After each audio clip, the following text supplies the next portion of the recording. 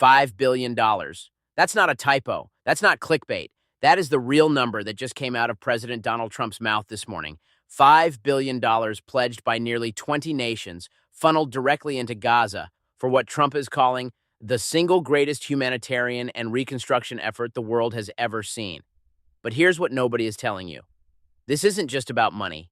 This isn't just about rebuilding bombed-out buildings and paving roads. This is about redrawing the entire power structure of the Middle East. This is about a man who just created an entirely new international body, and one he chairs himself, and convinced countries from Latin America to Southeast Asia to write checks and send troops to one of the most dangerous pieces of land on Earth. And while the world is focused on the dollar signs, there are warships, American warships, circling Iran right now as we speak. So let me ask you something. Is this peace, or is this the most sophisticated power play the modern world has ever witnessed? Stay with me, because by the end of this video, you're going to understand exactly what's happening and why the next few weeks could change everything. Let's start with what we know. On Sunday, February 15th, 2026, President Trump took to Truth Social and made an announcement that sent shockwaves through diplomatic channels around the globe. He declared that members of his Board of Peace, a body he chartered just weeks ago in January, have collectively pledged more than $5 billion toward Gaza humanitarian and reconstruction efforts. Now let's pause on that for a second. $5 billion. To put that in perspective, the entire annual GDP of Gaza before the conflict was estimated at roughly $3 to $4 billion. Trump isn't just talking about rebuilding Gaza, he's talking about funding an operation larger than Gaza's entire economy. But the money is only part of it. According to Trump's statement, member states have also committed thousands of personnel to what he's calling the International Stabilization Force and local police. That means boots on the ground, not American boots, international boots. Soldiers and police officers from nearly 20 different countries deployed into Gaza to maintain, in Trump's words, security and peace for Gazans. This is unprecedented. There is no existing parallel in modern diplomacy for what Trump is attempting here.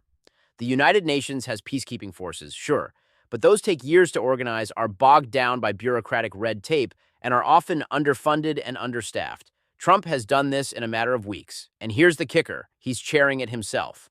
Trump wrote, and I want you to really listen to this: "The Board of Peace will prove to be the most consequential international body in history, and it is my honor to serve as its chairman."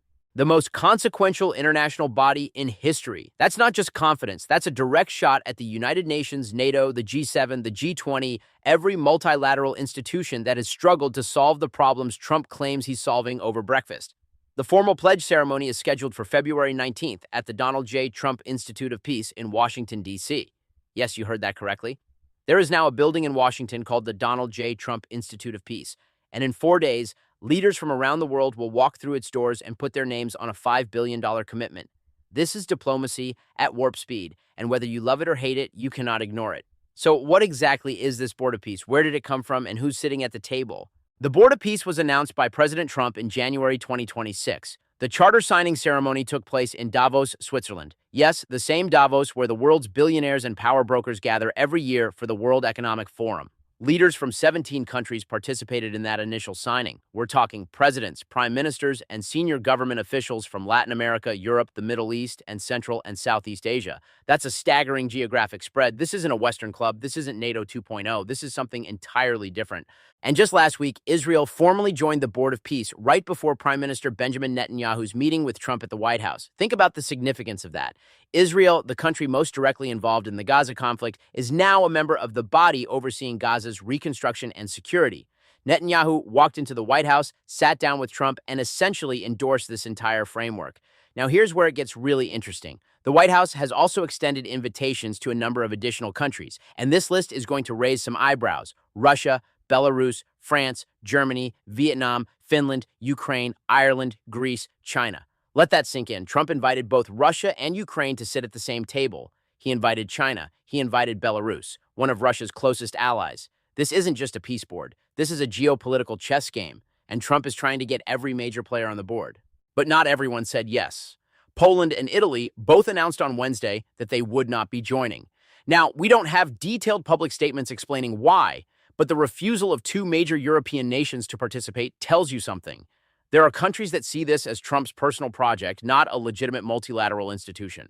There are governments that are uncomfortable with the speed, the lack of traditional diplomatic process, and the fact that one man and the President of the United States is serving as chairman. But here's the thing. Does it matter? If Trump can get 17 plus countries to pledge $5 billion and send thousands of troops, does it matter that Poland said no? Does it matter that Italy passed? History doesn't remember the countries that sat on the sidelines. History remembers the ones that showed up. Now let's talk about the elephant in the room, or more accurately, the armed militant group in the room, Hamas.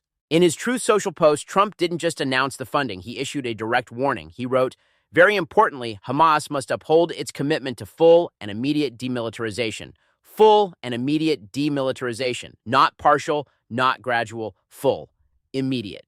This is the linchpin of the entire Board of Peace framework. You can pledge all the money in the world. You can send 10,000 international police officers. But if Hamas doesn't disarm, none of it works. You're pouring concrete into a war zone.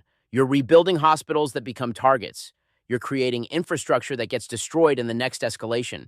Trump knows this, and by putting this statement front and center, he's doing something very calculated. He's putting Hamas on notice, publicly in front of the entire world, that the deal is conditional. The money flows if Hamas disarms. The reconstruction happens if Hamas lays down its weapons. The International Stabilization Force protects Gazans if Hamas cooperates. And if they don't, well, that's where the warships come in. But we'll get to that. The question everyone should be asking is, will Hamas actually demilitarize? And the honest answer is, it's complicated. Hamas has never fully disarmed in its history.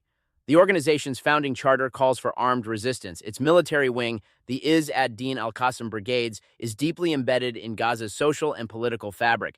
Asking Hamas to fully demilitarize isn't just asking them to hand over weapons, it's asking them to fundamentally change what they are. But Trump's approach is different from anything we've seen before. He's not just applying military pressure, he's applying economic pressure, positive economic pressure. He's saying, here is $5 billion, here is reconstruction, here is a future for your people, but you have to choose. It's a carrot and stick approach on a scale that has never been attempted. And the stick? Well, look at where the U.S. Navy is positioned right now. While the world is focused on the $5 billion headline, something else is happening that most people are missing entirely. The United States military is quietly, or not so quietly, surrounding Iran. Trump has deployed the USS Abraham Lincoln, a Nimitz-class nuclear-powered aircraft carrier, along with its entire carrier strike group. That means fighter jets, guided missile cruisers, destroyers, and submarines. A floating city of military power positioned within striking distance of Iran. Alongside the carrier, Trump has sent the USS Michael Murphy, a guided missile destroyer, as his envoys meet with Iranian officials in Oman. Let me repeat that. American envoys are meeting with Iranian officials while an aircraft carrier sits offshore. But it doesn't stop there. Multiple additional naval assets are spread across every key waterway surrounding Iran. The USS Bulkley, USS Roosevelt, USS Delbert D. Black, USS McFall, USS Mitchell, USS Spruance, and USS Frankie Peterson Jr. are all positioned across the eastern Mediterranean, the Red Sea, the Persian Gulf, and the Arabian Sea. Count those ships. That's 7 additional warships on top of a carrier strike group. The United States has essentially created a naval blockade perimeter around Iran without calling it a blockade. Why? Because Iran is the key to everything. Iran is Hamas's primary state sponsor. Iranian money, Iranian weapons, and Iranian military advisors have been flowing into Gaza and to Hamas for decades. If Trump wants Hamas to demilitarize, he needs Iran to stop resupplying them. And the message those warships are sending is crystal clear. We know where the weapons come from, and we can shut that pipeline down. This is the part of the Board of Peace story that doesn't make the headlines. The peace isn't just being negotiated in conference rooms and signed on paper, it's being enforced by the most powerful navy on the planet. Trump is simultaneously offering the biggest humanitarian aid package in Gaza's history while positioning enough firepower to reshape the entire region. That's not contradiction, that's strategy, the dove in one hand, the sword in the other. So where does this all go from here? The February 19th meeting in Washington is going to be the most watched diplomatic event of the year. Nearly 20 countries will formally pledge over $5 billion. International media will be covering every handshake, every speech, every signature. But beyond the ceremony, there are real questions that need answers. First, how will the money be distributed? $5 billion is an enormous sum, and Gaza's needs are immense. Housing, hospitals, schools, water infrastructure, electrical grid, everything needs to be rebuilt. Who manages the funds? Is there an oversight mechanism? Who decides which contractors get the work? These are the questions that will determine whether this pledge actually translates into real change on the ground. Second, the International Stabilization Force. Thousands of personnel from multiple countries deployed into Gaza. Who commands them? What are the rules of engagement? What happens if there's a security incident? This isn't a peacekeeping force deployed by the UN with decades of operational frameworks. This is something new, something ad hoc, and something that will be tested from day one. Third, the geopolitical ripple effects. Trump has invited Russia, China, and other major powers to this table. If they join, it fundamentally changes the dynamics of international relations. You'd have the United States, Russia, and China cooperating on a Middle Eastern reconstruction project while simultaneously competing on virtually every other front. That's either brilliant diplomacy or a recipe for chaos. Fourth, and perhaps most importantly, what does this mean for the Palestinian people? At the end of the day, behind all the geopolitical maneuvering, the naval deployments, and the billion-dollar pledges, there are over 2 million people in Gaza who have been living through a nightmare. They need food, they need medicine, they need homes, they need hope. If the Board of Peace delivers on its promises, it could be transformative, not just for Gaza, but for the entire concept of international conflict resolution. It would prove that a new model, fast, decisive, led by a single nation but funded by many, can work. But if it fails, if the money doesn't arrive, if Hamas doesn't disarm, if the stabilization force can't maintain order, then we're looking at another broken promise in a region that has collected far too many of them. The stakes could not be higher. Here's why you need to care about this, even if you've never set foot in the Middle East, even if you couldn't point to Gaza on a map 6 months ago. What's happening right now is a test. It's a test of whether one person, one leader, can reshape the international order through sheer force of will, economic leverage, and military positioning. If this works, every future president, every future leader will study the Board of Peace as a template. It will prove that the old institutions, the UN, the traditional multilateral frameworks that have struggled for decades, can be bypassed. That speed and decisiveness can achieve what committees and resolutions could not. And if it doesn't work, we'll learn that lesson too. We'll learn that there are some problems too deep, some conflicts too old, some hatreds too entrenched for even $5 billion and a fleet of warships to solve. Either way, February 19th is a date you need to remember, because what happens in that room at the Donald J. Trump Institute of Peace is going to echo for decades. $5 billion, nearly 20 nations, thousands of troops, an aircraft carrier off the coast of Iran, and one man who believes he can do what no one else has done. This is the Board of Peace, and the world is watching. If this video opened your eyes to what's really happening, smash that like button. Subscribe if you haven't already. Drop a comment below and tell me, do you think this will work? Do you think $5 billion and a new international body can actually bring peace to Gaza? I want to hear from you. Until next time, stay informed, stay sharp, and never stop asking questions.